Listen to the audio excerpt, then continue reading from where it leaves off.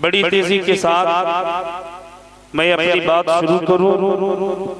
इससे क़बल आइए हम और आप हज़रात आफ़ताब रिसालत महताब नबूवत सुबह कायनात के शम्सुद्दुहा शामी कायनात के बदरुद्दुजा हुज़ूर अहमद मुस्तफ़ा मुहम्मद मुस्तफ़ा सल्लल्लाहु अलैहि वसल्लम की बारगाह में हदिया दुरूद पाक पेश करें। पढ़े बाबा से बुलंद दुरूद शरीफ। अल्लाहुम्मा सल्ली अला सय्यिदिना शफीअना बारिक सल्लिम सलातन सलामन अलैका या रसूलल्लाह या हबीबल्लाह सल्लल्लाहु तआला अलैहि व आलिहि वसल्लम। शेख सादी शिराज़ी रहमतुल्लाह तआला अलैहि इन चार मिसरों से मैं अपनी बात शुरू करूं कि अस्फर्शता अर्शे समा बलगल उलाबी कमालिही। अस्फर्शता अर्शे समा बलगल उलाबी कमालिही। अस्फाक़ता तहतुस सरा कशफत दुजाबी जमालिही। खैरुल बशर खैरुल रसूल खैरुल बशर खैरुल रसूल हसनत जमीअ खिसालिही। हज़रत मोहम्मद मुस्तफ़ा सल्लल्लाहु अलैहि व आलिहि। और सुना है खुल्द में रिज़वा का दिल नहीं लगता। मैं तिहत में पढ़ दे रहा हूँ। तरन्नुम में पढ़ने के लिए तरन्नुम का पैकर और तरन्नुम का बादशाह जनाब क़ारी सनाउल्लाह जमाली साहब बैठे हैं कि सुना है खुल्द में रिज़वा का दिल नहीं लगता। वो चाहता है कि मैं भी रहूं मदीने में। वो चाहता है कि मैं भी रहूं मदीने में। और माशाअल्लाह ये देखें डॉक्टर साहब।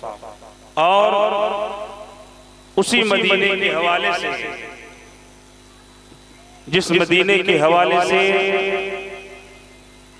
हुज़ूर आला हज़रत ने बहुत छोटे अंदाज में लिखा था कि शुक्र खुदा की आज घड़ी उस सफर की है। शुक्र खुदा कि आज घड़ी उस सफर की है जिस पर निसार जान फलाहो सफर की है। और मक्के का नाम तक न लिया तैबा ही कहा। मक्के का नाम तक न लिया तैबा ही कहा। पूछा था जिसने मुझसे ये नुहज़त किधर की है। पूछा था जिसने मुझसे ये नुहज़त किधर की है। कि सुना है सुना है सुना है खुल्द में रिज़वा का दिल नहीं लगता। वो चाहता है कि मैं भी रहूं मदीने में। और ये वो मकामे अदब है कि हज़रत मालिक, ये वो मकामे अदब है कि हज़रत मालिक जहां पहनते न थे जूतियां मदीने में। जहां पहनते न थे जूतियां मदीने में। और डॉक्टर साहब की ये तमन्ना है, उनके खुसरू साहब का भी ये तमन्ना है, ये उलमा की भी ख्वाहिश है। अगर आपकी भी तमन्ना यही हो तो एक एक आदमी समझे कि ये मेरे लिए शेर पढ़ा जा रहा है कि ज़बा पे कलमे तय्यिब हो दिल में यादे नबी। ज़बा पे कलमे तय्यिब हो दिल में यादे नबी। इलाही खातिमा बिल खैर हो मदीने में। इलाही खातिमा बिल खैर हो मदीने में। माइक ऑपरेटर बेस बिल्कुल कम कर दे, मशीन से भी और आप अपने मिक्सर मशीन से भी आप बिल्कुल बेस कम कर दे और ये आवाज दे दे ट्रेवल रिटर्निंग वाली जो मिलनी चाहिए बोलने वाले को। माशाअल्लाह बहुत अच्छा आपका माइक बज रहा है। मैं ज्यादा वक्त नहीं लूंगा क्योंकि मेरे बाद बहुत सारे बड़े बड़े उलमा बैठे हुए, अल्लामा मुफ्ती निजाम साहब क़िबला तशरीफ रखते हैं, अल्लामा मुमताज साहब क़िबला, हज़रत अल्लामा अब्दुल रज़ाक साहब क़िबला, हज़रत अल्लामा मुफ्ती रिजवान साहब क़िबला, हज़रत अल्लामा मुआविया साहब क़िबला, तमामी उलमा शोरा बैठे हुए हैं, हज़रत क़ारी इनामुल हक साहब क़िबला। इन तमामी से आप ये के बदीगरे सुनेंगे। कुछ देर मुझे आप बर्दाश्त करने के लिए तैयार हो जाएं। क्या आप हज़रात 15-20 मिनट मुझे बर्दाश्त कीजिएगा? जरा हाथों को उठाएं, बोले या रसूल अल्लाह, बोले या हबीबुल्लाह। माशाअल्लाह। जनाबे डॉक्टर साहब जा रहे हैं उम्रा के लिए और उम्रा या हज ये एक ऐसी इबादत है जिस इबादत को इबादत माली और इबादत बदनी दोनों कहा गया है। नमाज इबादत बदनी है, रोजा इबादत बदनी है, ज़कात इबादत माली है। क्या मतलब? मतलब ये हुआ कि जिसमें बदन की ताकत लगानी पड़ती है वो इबादत बदनी है, जिसमें पैसे लगाने पड़ते हैं वो इबादत माली है, जिसमें माल लगाना पड़े वो इबादत माली है। जनाबे डॉक्टर साहब ने इबादत बदनी और इबादत माली यानी पैसे भी लगाने पड़ते हैं, ताकत भी लगानी पड़ती है। इन्होंने एक ऐसी इबादत का इंतखाब किया जिसे उम्रा कहा जाता है। लेकिन आप ये जानते हैं कि जब भी कोई इबादत करता है, चाहे वो इबादत बदनी हो, चाहे वो इबादत माली हो, चाहे नमाज हो, चाहे रोजा हो, चाहे हज हो, चाहे ज़कात हो, जो भी इबादत की जाती है, आप जब इबादत करते हो तो क्या आप कभी ऐलान करते हो कि मैं नमाजी हूँ, नमाज पढ़ता हूँ? आप ऐलान नहीं करते। जब तक कोई रोजेदार रोजा रखता है तो ये ऐलान नहीं करता कि मैं रोजेदार, मैं रोजा रखा हुआ हूँ, मैं रोजे से हूँ। कोई अगर ज़कात देता है तो वो भी ऐलान नहीं करता कि मैं ज़काती हूँ, ज़कात देता हूँ। लेकिन बात क्या है, जब भी कोई हज के लिए जाता है, जब भी कोई उम्रा के लिए जाता है, जलसा सजा के ऐलान करता है, लोगों को खाना खिला के ऐलान करता है, उलमा को बुला के ऐलान करता है, शोरा को बुला के ऐलान करता है। हालांकि जब इबादत की जाए तो तशहीर नहीं की जाती है, जब इबादत की जाए प्रचार नहीं किया जाता है, जब इबादत की जाए ऐलान नहीं किया जाता। लेकिन हाजी आपके टुड़मी का हो, हाजी कोडरमा जिले का हो, हाजी झारखंड का हो, हिंदुस्तान के जिस खित्ते में रहता हो, हिंदुस्तान के जिस गोशे में रहता हो, जब भी वो हज के लिए जाता है अपने रिश्तेदारों को बुलाता है, अपने गाँव मोहल्ले के लोगों को बुलाता है, कहता है जा रहा हूँ हज के लिए। आखिर बात क्या है, जब इबादत की जाती है तो ऐलान नहीं, लेकिन जब भी कोई हज के लिए जाता है, जब भी कोई उम्रा के लिए जाता है तो ऐलान क्यों करते हैं? तो मैंने हजरत अल्लामा मुफ्ती निजाम साहब से पूछ लिया, हजरत ये फलसफा क्या है, ये मामला क्या है, ये मसाला क्या है कि जब इबादत की जाए तो ऐलान नहीं, लेकिन जब कोई हज करने के लिए जाता है, जब कोई उम्रा के लिए जाता है तो फिर ऐलान क्यों करता है? तो हजरत अल्लामा मुफ्ती निजाम ने मेरे गरीबान को पकड़ा है, कहा फरीदुल कादरी बुखारी पढ़ ले, तुम्हें इसका जवाब मिल जाएगा। बुखारी शरीफ पढ़ ले, जवाब मिल जाएगा। मैंने बुखारी शरीफ को पलटना शुरू किया, एक हदीस पाक मेरी नजर से गुजर गई। सुभान अल्लाह। अन जाबिरिन अन्न रसूलुल्लाह सल्लल्लाहु अलैहि वसल्लम अज़्ज़न फिन्नासी फज्तमऊ फलम्मा आतल बैदा हरमा कि नबी के कौनैन ने जब हज का इरादा फरमाया, मेरे आका ने जब हज का इरादा फरमाया तो मुस्तफा कौनैन हज पे जाने से पहले अपने सहाबा में मेरे मुस्तफा ने ऐलान फरमा दिया। सुभान अल्लाह। नबी ये कौनैन ने ऐलान फरमाया, सहाबा मैदान में इकट्ठा हो गए। फिर वहीं से नबी ये कौनैन ने इहराम बांधा था। गोया कि मेरे मुस्तफा ने इस ऐलान से दो बातों की जानिब इशारा कर दिया। क्या मतलब? अगर डॉक्टर खलील साहब ऐलान करेंगे, इसमें आपका पहला फायदा ये होगा कि ऐलान डॉक्टर खलील साहब करेंगे, आपके दिल में भी शौक पैदा होगा, आपके दिल में भी जज्बा पैदा होगा कि डॉक्टर खलील साहब जब जा सकते हैं तो रब ने पैसा मुझे भी दिया है, मैं क्यों नहीं जाऊं? जब डॉक्टर खलील साहब जा सकते हैं तो रब ने दौलत मुझे भी दिया है, रब ने पैसे मुझे भी दिया है, मैं भी जाऊंगा। इनके ऐलान से पहला फायदा आपका शौक और आपका जज्बा बेदार होगा। दूसरा फायदा, ऐलान ये करेंगे आप आओगे, इनसे दुआ के लिए, दुआ के हमारे लिए आप जब वहां पे जाएं, खाना-ए काबा पे जब पहली नजर पड़े तो हमें भी दुआओं में याद रखें। जब गुंबद खजरा निगाहों के सामने हो तब भी आप हमें दुआओं में याद रखें। आप इनके पास आओगे मिलने के लिए, मुसाफा करोगे, दुआ के लिए कहोगे।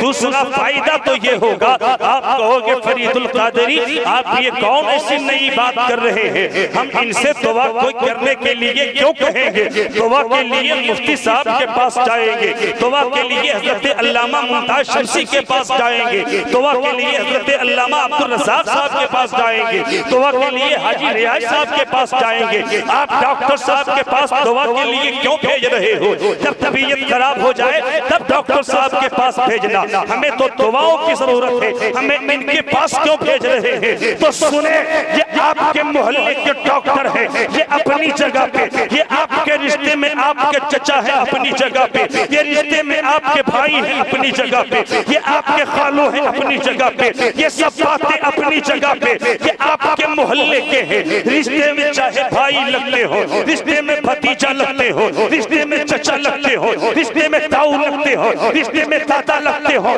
ये सब बातें अपनी जगह पे। नबी ये कौनैन ने इन्हीं लोगों के बारे में आज नहीं, आज से 1400 बरस पहले मेरे मुस्तफा ने फरमाया था, अल हुज्जाजो वल उम्मारो वफातुल्लाह इन दऊहुम अजाबहुम इन इस्तगफरूहु गफरा लहुम। कि हज उम्रा करने वाला आपके रिश्ते में चाहे जो भी लगते हो, भाई लगते हो अपनी जगह पे, बेटा लगता हो अपनी जगह पे, चचा लगता हो अपनी जगह पे, नाना लगता हो अपनी जगह पे। नबी फरमाते हैं कि हज उम्रा करने वाला अब आम इंसान नहीं रह जाता है, बल्कि वो खुदा का मेहमान बन जाता है और रब अपने मेहमानों की दुआओं को कबूल, रब अपने मेहमानों की दुआओं को कबूल फरमा लेता है। आप इनसे माशाअल्लाह अल्लाह सलामत रखे, आप इनसे दुआ के लिए जरूर कहिएगा। अगर ये दुआ कर देंगे मौला आपके गुनाह को भी माफ फरमा देंगे। अगर ये दुआ कर देंगे अल्लाह रब्बुल इज्जत आपके रिज़्क़ में भी इजाफा फरमाएगा। इसलिए दुआ के लिए आप जरूर कहिएगा। जो वक्त दिया गया है वो वक्त बड़ी तेजी के साथ गुजर रहा है ना? तो मैं चाहता ये हूँ कि अब आधा जो वक्त बचा है, इस आधे वक्त में मैं अपनी बात मुकम्मल करके अपनी जगह ले लूँ। आप हज़रात सुनेंगे 5-7 मिनट सुनेंगे? टाइम है, जरा हाथों को उठाएं, बोले या रसूल अल्लाह। अच्छा ये बताइए, आज से पहले भी जलसा होता था, आज से पहले भी जलसा डॉक्टर साहब अपने घर में मिलाद शरीफ करा चुके हैं, मगर जब भी ये मिलाद कराते थे तो नीचे बैठते थे कि नहीं? लेकिन आज ये ऊपर क्यों बैठे? आज ये ऊपर क्यों बैठे हैं? इनके सर पे अमामा क्यों है? आज इनकी इतनी इज्जत क्यों? आज इतना इनका अदब क्यों? आज इनका एहतराम इतना ज्यादा क्यों? अगर इसका जवाब मैं अपनी जानिब से दूं तो आप कहोगे फरीदुल कादरी ऐसा महसूस हो रहा है कि डॉक्टर साहब ने आपको मजबूत लिफाफा दे के बुलाया है, इसलिए आप डॉक्टर साहब की तारीफ कर रहे हो। इसलिए मैं जवाब अपनी जानिब से नहीं दूंगा। आखिर डॉक्टर साहब की आज इतनी ताज़ीम क्यों की जा रही है, इनकी इतनी इज्जत क्यों की जा रही है? किसी और से ना पूछा जाए, ना मुफ्ती निजाम से पूछा जाए, ना अल्लामा रिजवान से पूछा जाए, ना अल्लामा रियाज से पूछा जाए, बल्कि आइए इसका जवाब उस किताब से पूछ लिया जाए जिसका उतारने वाला रहमान है। उतरने वाली किताब कुरान। ऐ कुरान जरा बताया जाए आज डॉक्टर साहब की इतनी इज्जत क्यों की जा रही है? ऐ कुरान जरा बताया जाए आज इतनी इनकी ताज़ीम क्यों की जा रही है? तो कुरान कहेगा या अय्युहल्लज़ीना आमनू ला तुहिल्लू शाइरल्लाह, कि ऐ ईमान वालो अल्लाह के निशानियों की बेहुरमती ना करो बल्कि अल्लाह के निशानियों का अदब करो। अल्लाह की निशानियों की ताज़ीम करो। ये अल्लाह की निशानी है क्या? बड़ी मुख्तसर तौर पे मैं आपको बताऊं अल्लाह की निशानी ये है क्या, जिसे देखने के बाद मजहबी जज्बा, ईमानी जज्बा बेदार हो जाए, वही अल्लाह की निशानी है। सुभान अल्लाह। जैसे सफा मरवा की पहाड़ियां ये अल्लाह की निशानी है, मकामे मीना ये अल्लाह की निशानी है, आबे ज़मज़म ये अल्लाह की निशानी है, मीना मुज़दलिफा ये अल्लाह की निशानी है। जहाँ ये सब के सब अल्लाह की निशानियां है, वहीं पे हज उमरा करने वाले भी अल्लाह की निशानियों में से एक निशानी है, क्योंकि रब ने कुरान में ये भी ऐलान फरमा दिया है वला आमीनल बैतुल हराम, के जो बैतुल हराम का कष्ट कर लेता है वो भी अल्लाह की एक निशानी बनती है, वो भी अल्लाह की एक निशानी बन जाता है। अब अच्छा ये बताइए आप इनकी ताज़ीम करेंगे आपको कुछ फायदा मिलना चाहिए भाई, फायदा कुछ होना चाहिए, बेनिफिट कुछ होनी चाहिए ना आपकी। आप इनकी ताज़ीम उलमा की ताज़ीम करेंगे फायदा है, दुनिया व आखिरत में दोनों जगह आप कामयाब हो जाएंगे। लेकिन डॉक्टर साहब जा रहे हैं उमरा के लिए, आप इनकी ताज़ीम करेंगे, इनकी इज्जत करेंगे, इनका अदब करेंगे, इनका एहतराम करेंगे, इससे आपको क्या फायदा मिलेगा? बस फायदा सुने, जो वक्त दिया गया है उसमें से अभी भी मेरे पास 4 मिनट बाकी है। फायदा सुने माशाअल्लाह, सुन लीजिए माशाअल्लाह, सलामत रखिए, बस सुन ले। आखिर डॉक्टर साहब की आप इज्जत करेंगे, मोहतमिर साहब की आप इज्जत करेंगे, हाजी साहब की इज्जत करेंगे, तो इससे आपको क्या फायदा मिलेगा? अगर फिर वही बात मैं अपनी जानिब से बताऊं तो आप कहोगे कि लग रहा है लिफाफा ठीक ठाक मिला है, नजराना दे के बुलाया गया है, इसलिए आज सिर्फ डॉक्टर खलील साहब की ही तारीफ कर रहे हैं। नहीं, मैं अपनी जानिब से इसका जवाब नहीं दूंगा, बल्कि उसी रब के कुरान से पूछा जाए। ऐ कुरान जरा बताया जाए कि अगर गौसनगर चुड़मी के सुन्नी जयाले मुसलमान अगर जनाबे मोहतमिर खलील साहब की ताज़ीम करेंगे, इनकी इज्जत करेंगे, इनका अदब करेंगे, इनका एहतराम करेंगे, तो तुड़मी वालों को क्या मिल जाएगा? तुड़मी के मुसलमानों को क्या फायदा मिल जाएगा? अगर कुरान से पूछोगे तो फिर कुरान ऐलान करेगा वज़ालिका मै युअज़्ज़िम शाइरल्लाह फ़इन्नहा मिन तक़वल क़ुलूब, के जो अल्लाह के निशानियों की ताज़ीम करता है उसका दिल परहेजगार हो जाता है, और जिसका दिल परहेजगार हो गया समझो कि दोनों जहान में उसका बेड़ा पार, समझो कि दोनों जहान में उसका बेड़ा पार हो गया। बस आखिरी अपनी जगह, आखिरी बात अपनी जगह। ऐसा नहीं, मेरी वो आदत नहीं है कि 5-5 मिनट बोल करके मैं आपका 1 घंटा ले लूंगा, नहीं। अब जो 3 से 4 मिनट मेरे पास है बोल करके मैं अपनी जगह लेता हूँ। सुनेंगे आप? जरा हाथों को उठाएं, बोले या रसूलल्लाह। आज जा रहे हैं डॉक्टर साहब, उनके खुसरू साहब जा रहे हैं। आज से 90-95 बरस पहले भी हमारे और आपके पड़ोसी मुल्क पाकिस्तान से एक गए थे हज करने के लिए, जिनका नाम था पीर जमात अली शाह। बोले सुभान अल्लाह। पीर जमात अली शाह गए हज के लिए, हज से फारिग होने के बाद पीर जमात अली शाह मदीने शरीफ में हाजिरी देते हैं। सामने नबी का हरा गुंबद है, बोले ना सुभान अल्लाह। सामने नबी का गुंबद खजरा है, पीर जमात अली शाह बैठे हुए हैं, सलाम पढ़ रहे हैं, दुआ कर रहे हैं, वजीफा पढ़ रहे हैं, दुरूद पाक पढ़ रहे हैं। पीर जमात अली शाह देखते क्या है कि एक 7 से 8 साल का बच्चा है, मेरे बगल में है, उस बच्चे के सर के बाल गंदे हैं, उसका लिबास फटा पुराना है, उस बच्चे के होंठ सूखे हुए हैं, उस बच्चे का पेट बिल्कुल अंदर जा चुका है। पीर जमात अली शाह ने कहा था, बेटा ऐसा लगता है कि तू कोई गरीब है, ऐसा लगता है कि तू भूखा भी है, ऐसा लगता है कि तू प्यासा भी है। उस बच्चे ने कहा था, बाबा आप मेरे जख्म पे नमक ना छिड़के, मुझे अपनी हालत पे छोड़ दे। पीर जमात अली शाह फरमाते, नहीं बेटा, तुम्हें बताना पड़ेगा कि तेरे सर के बाल उलझे क्यों है, ये तेरे जिस्म पे फटा पुराना लिबास क्यों है, ये तेरी होंठें सूखे, तेरे होंठ कैसे सूखे हैं, तेरा पेट कैसे अंदर हो चुका है। उस बच्चे ने कहा था, बाबा मैं भी कभी रईस ज़्यादा हुआ करता था, मैं भी एक शेख का बेटा था, बाप का इंतकाल हुआ, घर की सारी बहारें खत्म हो गई, दौलतें खत्म हो गई, अब बस यहीं पे बैठा रहता हूँ, बस नबी के गुंबद को देखता रहता हूँ, भूख प्यास नहीं लगती है, नबी के गुंबद को देखता रहता हूँ, अपने सीने में नबी के गुंबद खजरा की मोहब्बत को बसा लो, नबी की मोहब्बत को सजा लो। आज डॉक्टर खलील साहब जा रहे हैं, कल आप जरूर जाएं। उस बच्चे ने कहा था, बाबा बस यहीं पे रहता हूँ, नबी के गुंबद को देखता रहता हूँ। पीर जमात अली शाह ने कहा था, ऐसा करो, चलो मेरे साथ मेरे मुल्क पाकिस्तान, मेरे बहुत मुरीद हैं वहाँ पे, खाना भी अच्छा मिलेगा, कपड़ा भी मिलेगा, रहने के लिए घर भी मिल जाएगा। उस बच्चे ने कहा, बाबा क्या आपके मुल्क पाकिस्तान में खाना मिलेगा?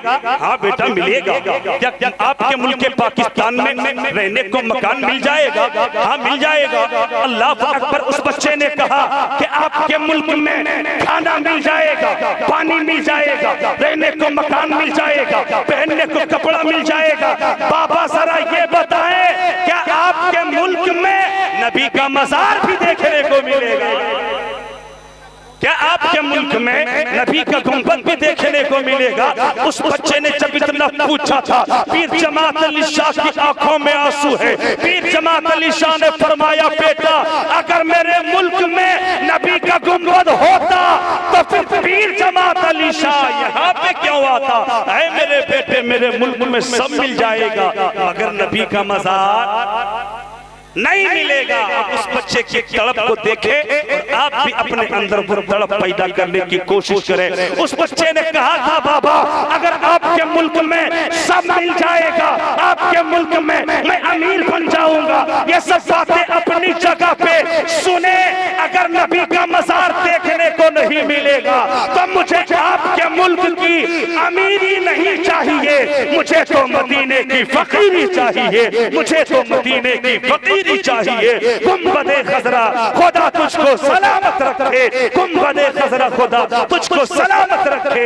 देख लेता हो तुझे प्यास बुझा लेता हो, देख लेता हो तुझे भूख मिटा लेता हो। रब की बारगाह में दुआ करता हूँ कि इलाहुल आलमीन डॉक्टर खलील साहब जा रहे हैं उमरा पे, आप हज़रात भी इनके लिए दुआ करेंगे। अगर इनसे कोई गलती हो गई हो तो आप दरगुजर फरमा देंगे, रब माफ फरमाने वाला है। अस्तगफिरुल्लाह रब्बी मिन कुल्ली ज़ंबिन व अतूबु इलैह। अस्सलामु अलैकुम।